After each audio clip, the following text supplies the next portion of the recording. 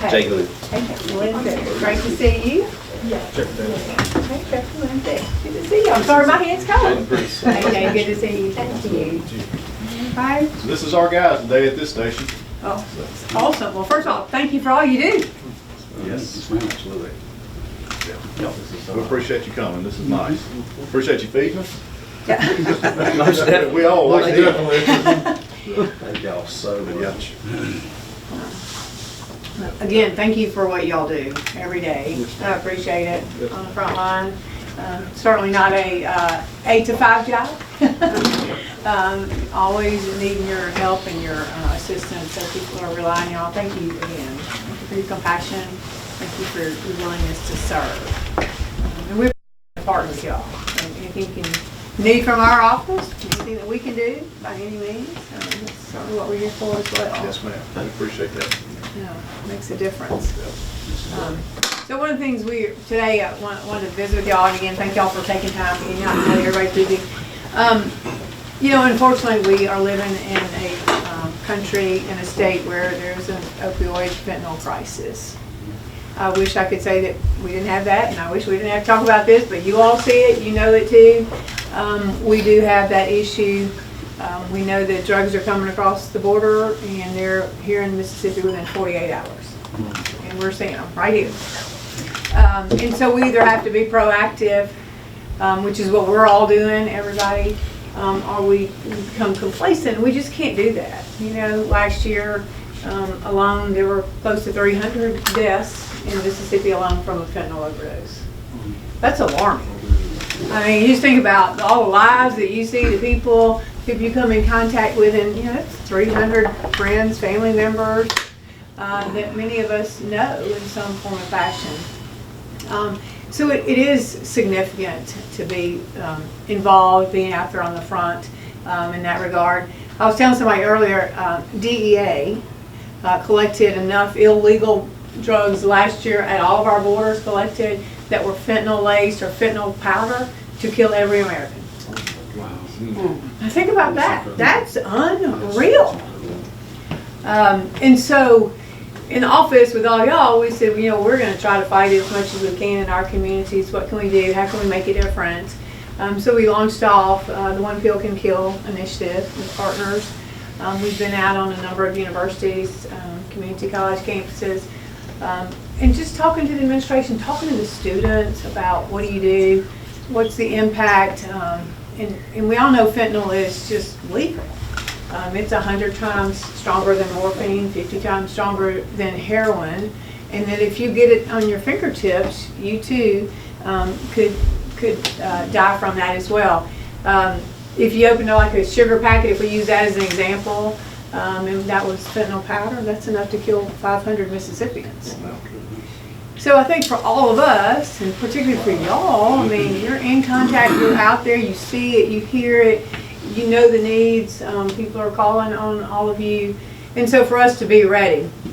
So when we launched off that initiative, and we've got the fentanyl prevention kits as well, we said, what are all the things that people are going to need? If you're out there on the front lines, what is it that you need to take with you? And certainly being able to administer Narcan is crucial.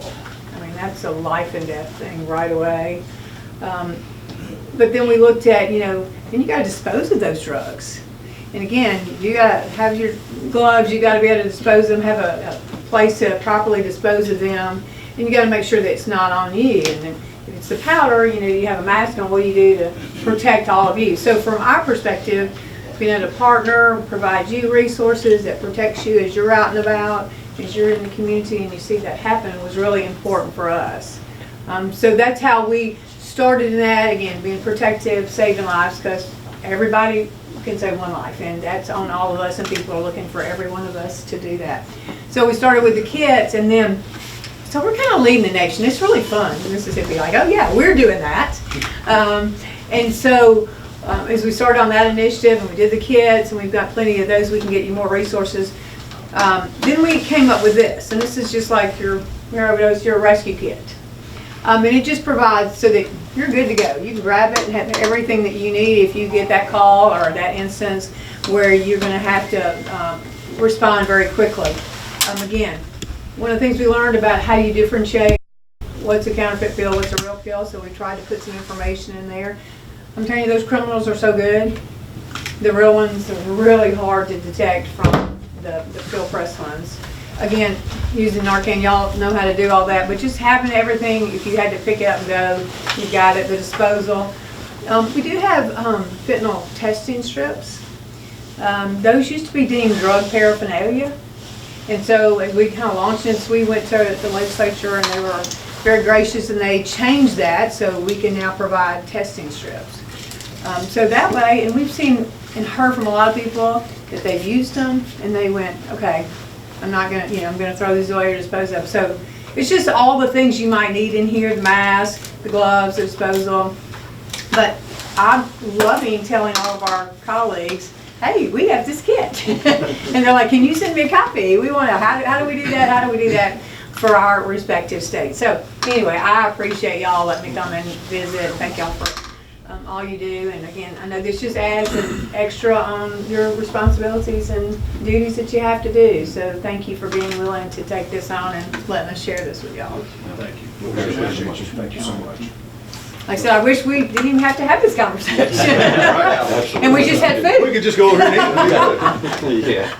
So for us, we looked at it from that perspective too. How do we protect y'all? And I think, getting into that realm of it, and that is so potentially lethal for everybody that's out there. It's a first responder that you've got all of the resources to protect you.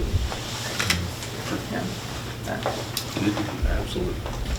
Well, any thoughts? What do y'all think? All good? Yeah?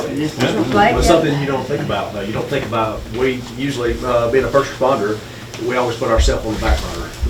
We serve the public, and that's the front line, and that's who we think about. We always think about what we can do for others, but we don't really think about ourselves. And if we don't protect ourselves, we're no benefit to the future and to the public. So I think it's beneficial to have here for protection amongst ourselves and actually put a little more self-awareness on what we can do to take care of ourselves and better protect the city.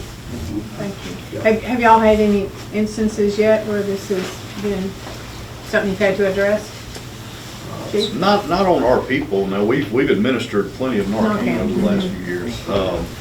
And matter of fact, I think in all of our police officers' cars they have it, and so we're in the middle of the fight doing it for sure. But I was thinking exactly like Assistant Chief was saying, is this having it in our house right here. So if it did come back and our guy had it on him and got it in his bloodstream somehow, being right here on the counter would be a much quicker response for us. So it's big for us to, like he was saying, to take care of our people. So we really appreciate this. Wonderful. Most definitely. Y'all do incredible work. Thank you, thank you, thank you. You don't hear that nearly enough, so thank you, thank you, thank you for all that you do. And everything. It's just really important. Taking time to stop by and to see us, it means a lot. We appreciate it, And again, we appreciate the food. You know what? Next month when y'all get to the new place, call me. I'm gonna come back. I'll get to that and see what it looks We'll like. look on your schedule now. That would be great. Because I know y'all probably spent a lot of time in putting it together and the things that you might need and the design and it's like everything's changing. So Right. what are the resources? How should your house look like that? Right.